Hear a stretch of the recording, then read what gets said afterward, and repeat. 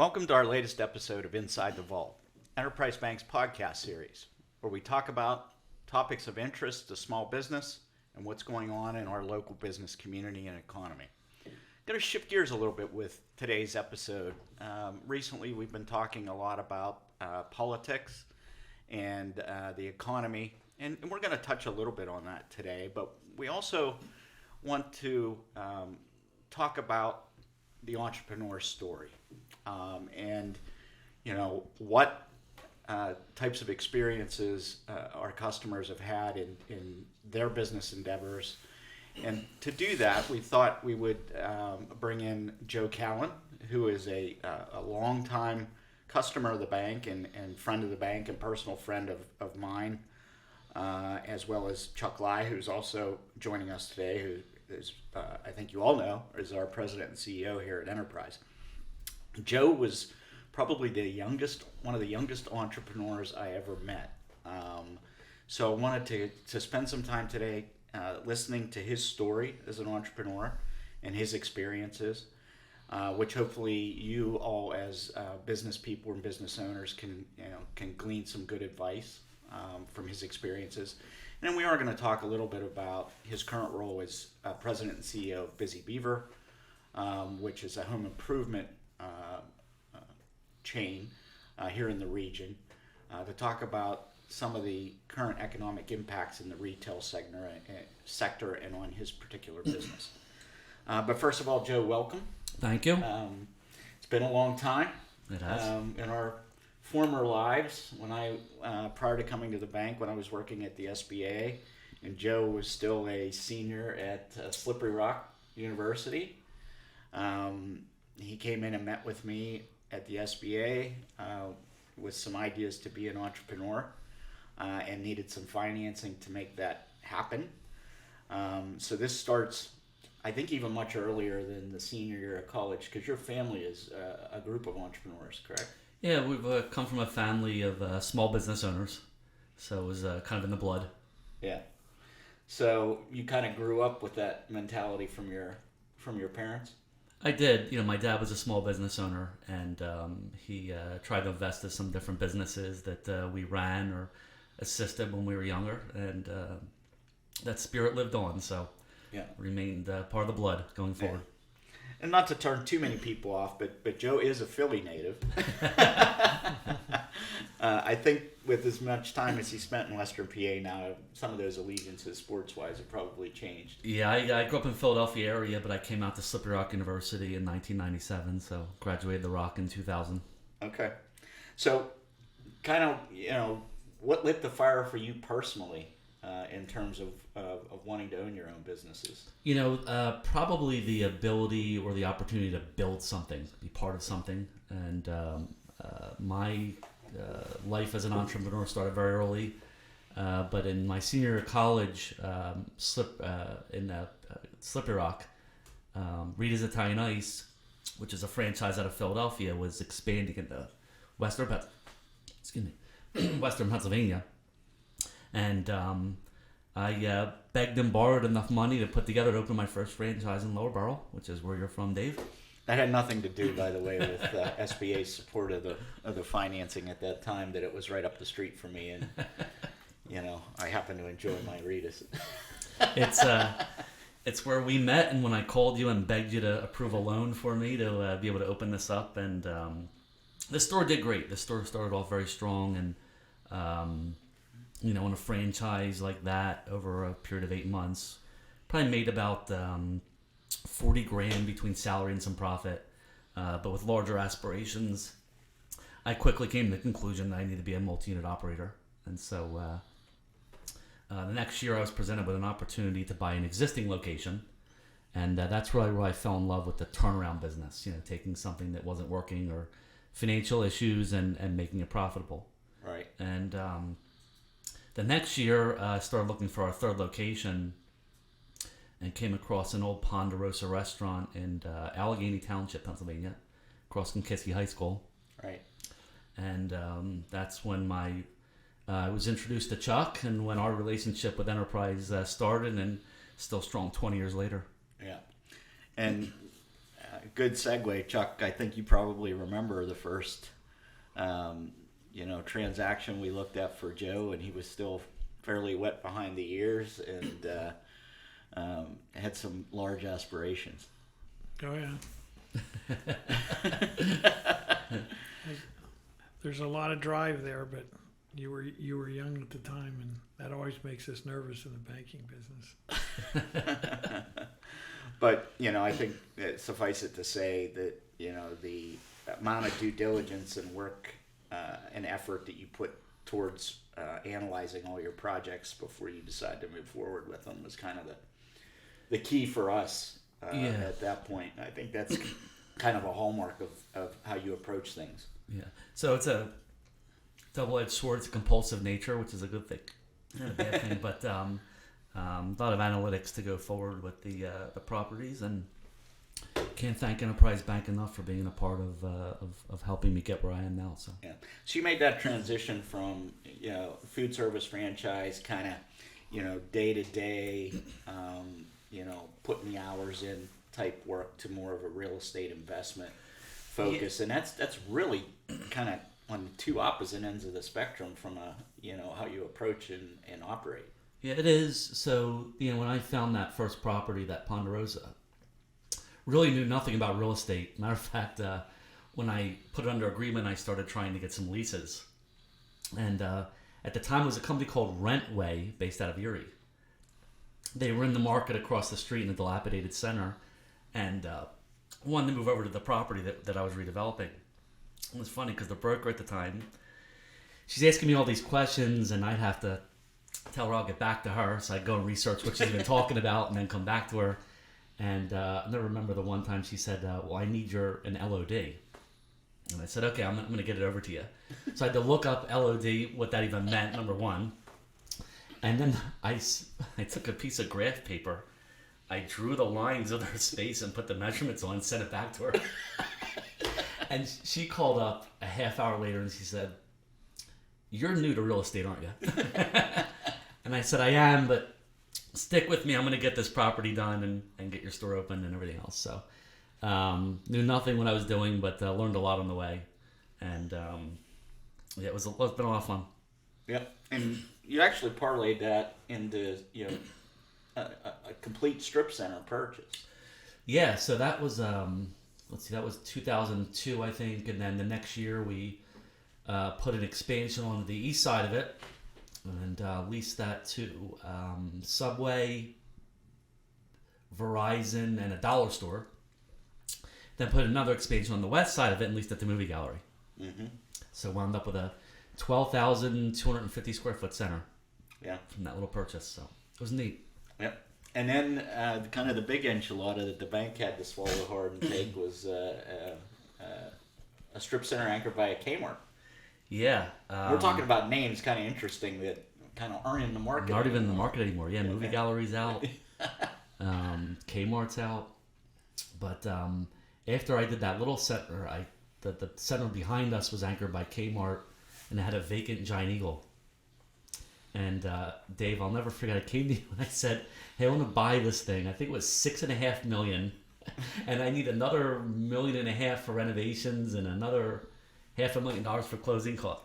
I said, Joe, what are you talking about? I said, but I think I got to figure it out. I got Peebles as an anchor, Family Dollar, Anytime Fitness, and sure enough, we closed it and redeveloped that property. Chuck, that was a large loan for us. Oh yeah, we had participants. We had a couple of banks. Yeah. So that was another deal in Chuck's office saying, Chuck, you got to trust me on this one. You got to trust me. I'm telling you, I'm not going to let you down. Yeah. So Chuck, you mentioned, the work ethic. What did you see in Joe back then when we, really pushed the limits of what we could do from a risk perspective? For me, I'm always running around telling people, if you want to see a definition of OCD, you come look at me. Yeah. And Joe's kind of a clone of that. Everything's in a certain way, everything's analyzed, everything's thought through, and honestly, that's the characteristic that we're looking for,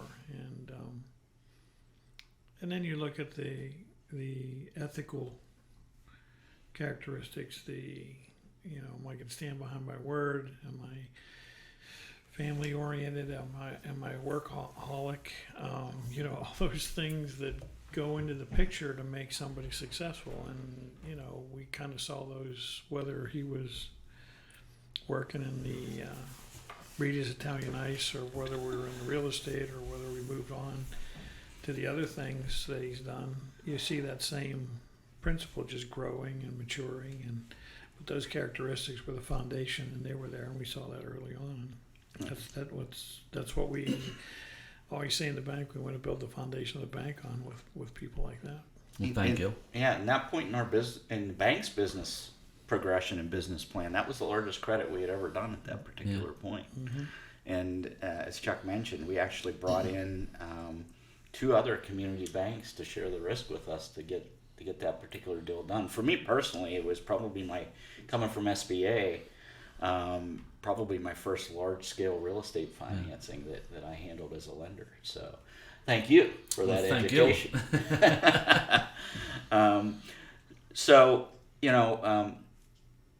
I was surprised, quite honestly, Joe, when you decided you wanted to get back into operations of a business. Now, you've never given up the real estate component, and we'll talk about that in a second. But what interested you in the Busy Beaver?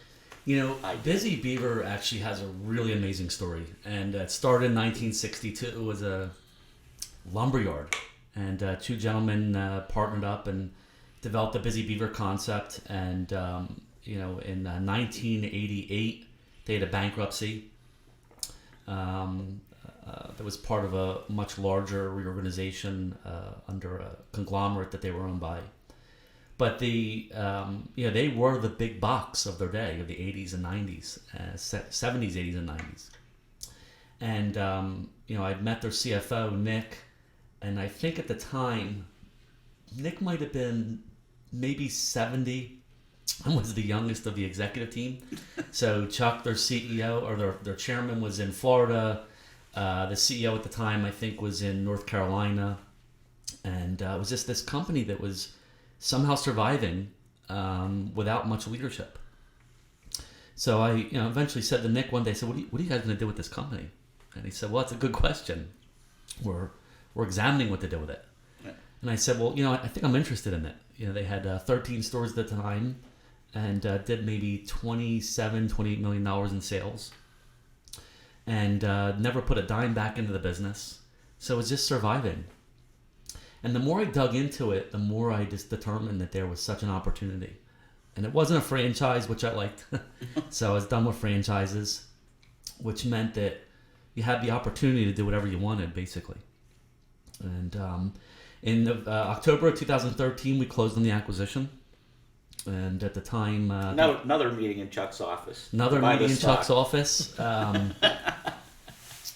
Yeah, I gotta tell you, complete side note, but if it wasn't for you, Chuck, I wouldn't be here where I am right now. I mean, you took some real gambles on me and believed in me, and that you have no idea what that means.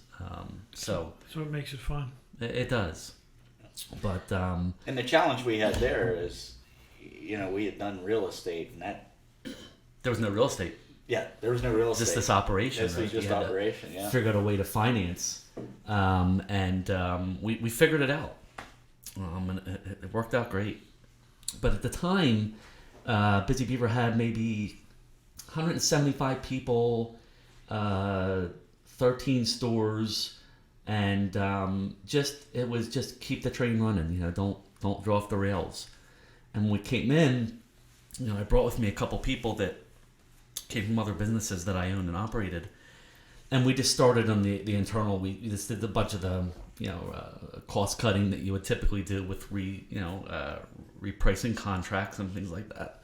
And the wind up is it turned into a entity that was completely viable, scalable, had good guts, and today we're at 25 stores and almost $80 million in sales. So it's a complete turnaround story in 7-8 years. So you've almost doubled the number of stores since you took over. Yeah, almost. Yeah.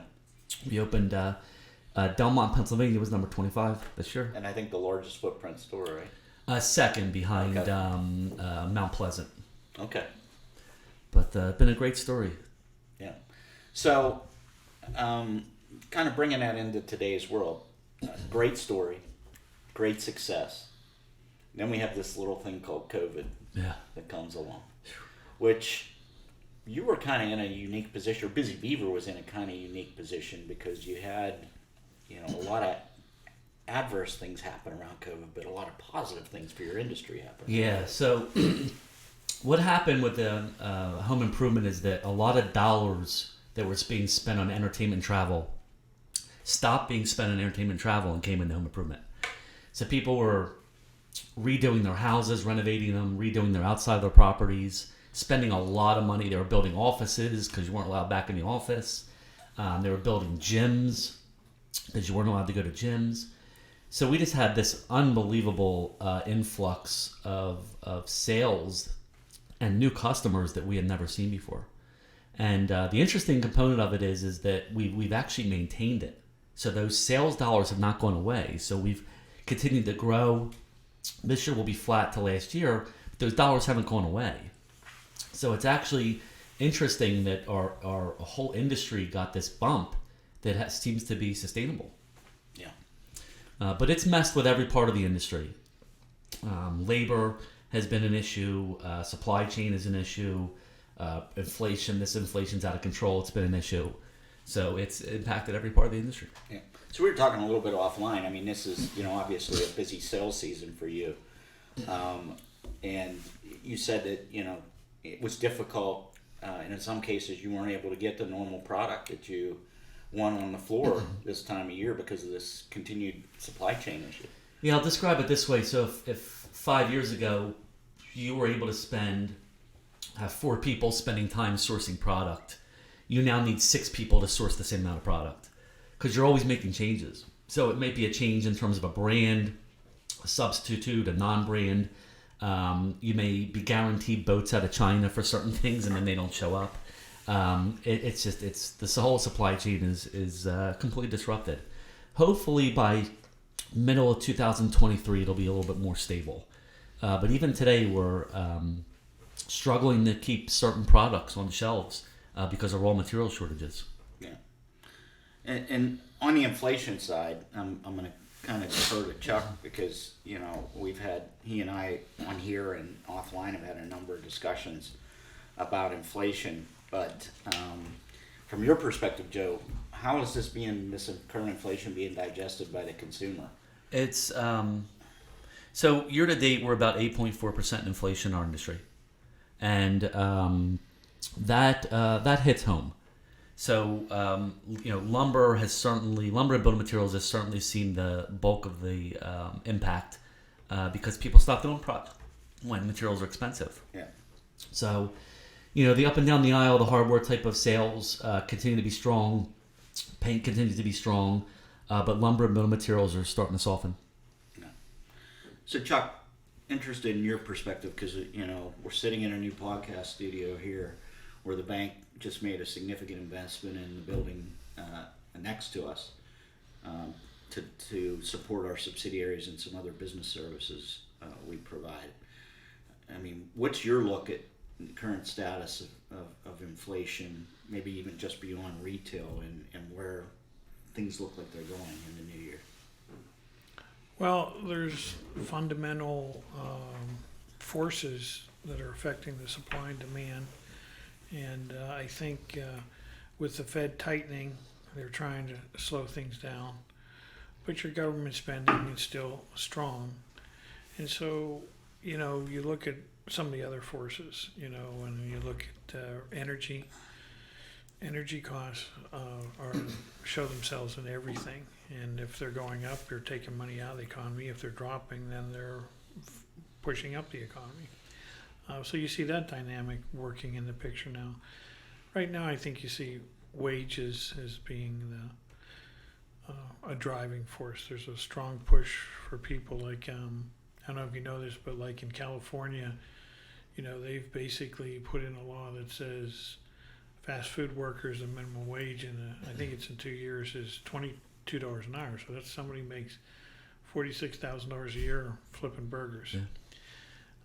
If you think that's not inflationary, that's going to drive everything up all over the place. And so right now I see a lot of the signals as to whether inflation is going to subside or not, tying into wages and where that goes, and you're seeing that struggle in the market right now, whether it's the railroad strike that was just settled by the president, but the pressures of job openings. This is a time where the Fed's really been tightening a lot, and usually you see unemployment start to go up when you're trying to slow things down, but you're not seeing any movement in unemployment because there's more jobs out there than we have people to work. And so that fundamental push in the labor market is what's going to be the driving factor to pay attention to. And right now, I don't see there be enough of a slowdown to get that imbalance in place. And so I think that wage pressures are going to be part of the driving factor. So when you see the supply chain, I think those issues are waning so that they're less and less of a factor. Certainly housing has slowed down a lot, so that's showing itself to slow down. The Fed's still pushing hard, and it's going to continue to, I think.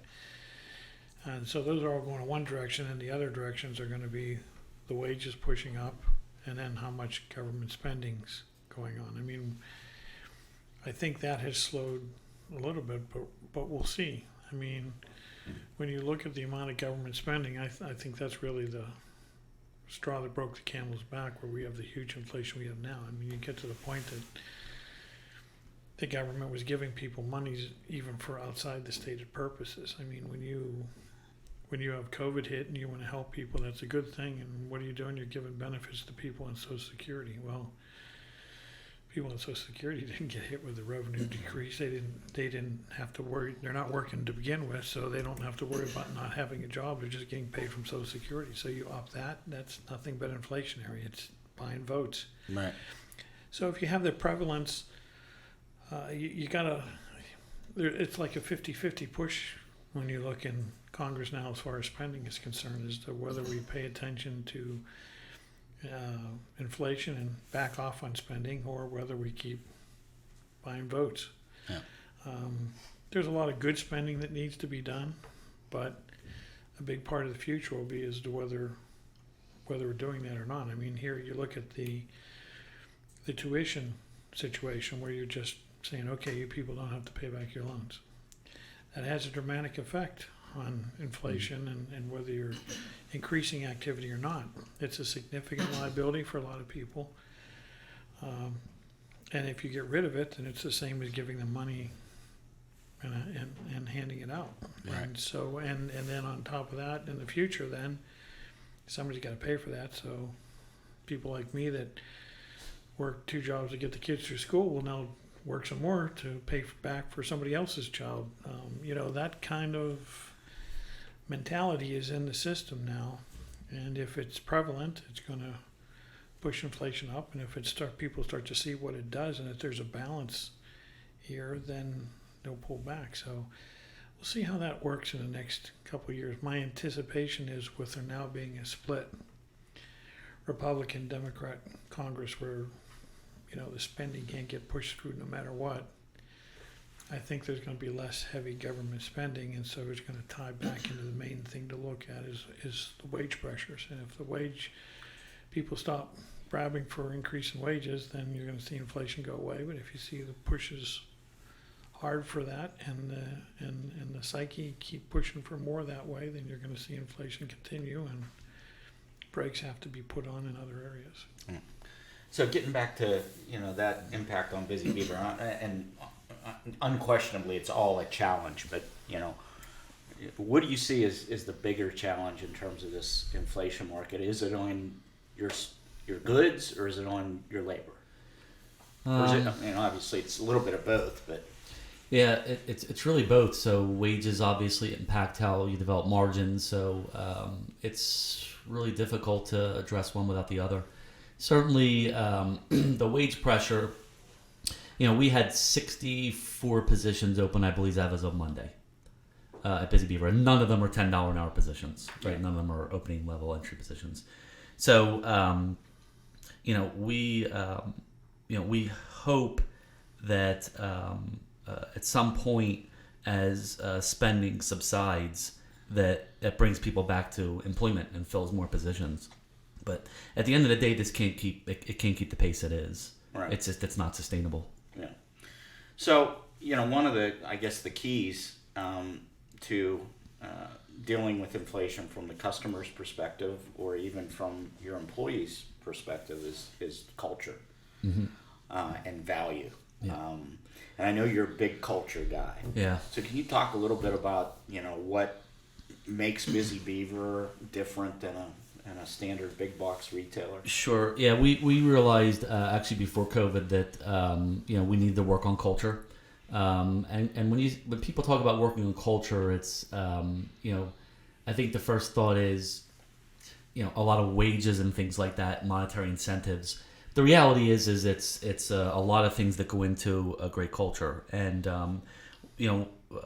one of the things that we certainly put a lot of effort towards is communication. People want to feel a part of it.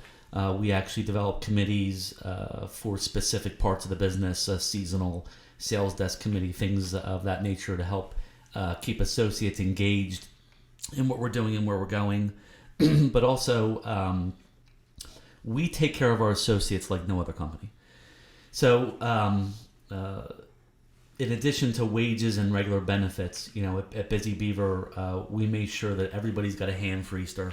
We made sure that we send home baskets of fruit with them for Christmas holiday. We send home pretty much every major holiday, usually around once a month. We send something home with them to make sure they know we care about them and that they're part of Busy Beaver, and we recognize that. And the other thing we do is there's so many wonderful stories out there about associates taking care of other associates. But there's a story I love. There's a long-time associate we had at Catania, Pennsylvania, and I was on a store visit there, and she came in late, and it wasn't like her to come in late. So it's the manager, if there's something going on. Yeah. And she said She said that her husband had passed a few years earlier. Money was a little tight, and that her washer and dryer broke. So she's now going to a laundromat at night to do laundry. So I coordinated with the time, her name was Robin, the district manager, and we went the couple days later, picked her up a washer and dryer, took it to her house, took the old ones out, hooked the new ones up, and she was set. So, it's that type of culture that I want to establish for our people. It doesn't just happen with me. Our vice presidents do it, our district managers help our associates. There's so many great stories out there, but we focus a lot on culture, and I think it's paying off. Yeah.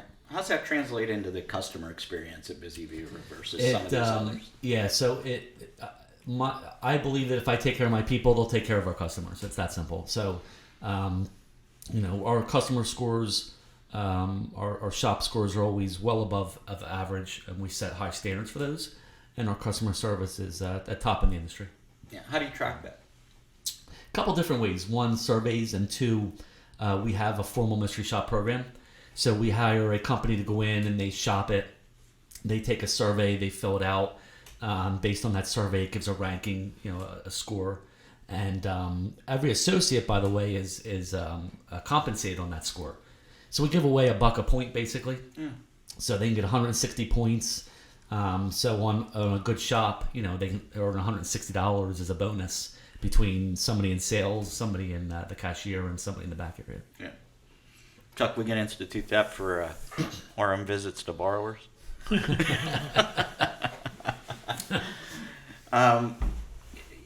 So you've had a lot of varied experience. What are the words to the wise for aspiring entrepreneurs or people already in business? So I've got, of my 5 kids, some of them really want to be in business someday, and they're young, so it's funny to watch. But I tell them, number one thing is hard work, effort. You've got to put in the hard work. I jokingly tell my wife I'm raising my kids to be warriors, and I am, but for good reason. And, unfortunately, there's this there's this notion that you can just coast by and live off the government or whatever other way you find a way to live. But the reality is people that go out there and work hard have a complete competitive advantage over people that don't. When I first started off, I probably put in 80 hours a week, a lot of hours. Yeah. Make sure the business got off and running and was on a good path, and that I didn't miss anything. And even today, our entire executive team, our middle management team, our directors, everybody, it's a great group that works very hard and a lot of different backgrounds. But the number one characteristic you have to have in entrepreneurship is hard work. The second to me is you got to believe in what you want to do. So, if you go out and you have a bad year, that doesn't completely throw the business out the window. It just means you have to adapt and change. And if you don't have that ability to believe in what you want to do and believe in where you want to go, nobody else will. So when you have employees that are with you or other investors that are following you, man, you have to be able to paint a picture that paints a path to where you want to go. Mm-hmm. And the third and final thing is you've got to have thick skin. I mean, it is just entrepreneurship is not for the faint of heart. Things come at you every day that you have to deal with. Some good, some not so good.